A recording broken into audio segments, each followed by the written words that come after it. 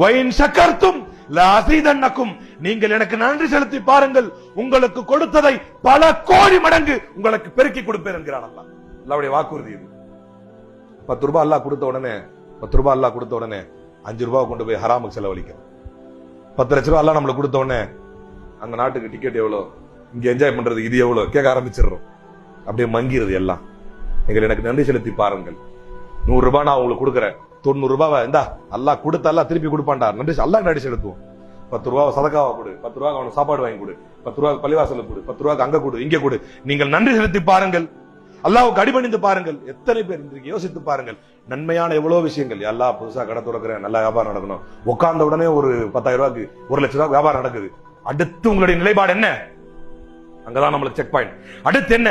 மாஷா அல்லாஹ், அல்லாஹ் நமக்கு நன்றி செலுத்திட்டானே, நல்லா நமக்கு சொல்றதை செஞ்சிட்டானே என்று நீங்கள் சஜிதாவில் விழுகிறீர்களா? சூப்பர், ஏ மச்சான் செம வியாபாரம்டா, இப்படி செய்கிறீர்களா? இந்த இருவற்றில் தான் உங்களுக்கு வித்தியாசம்.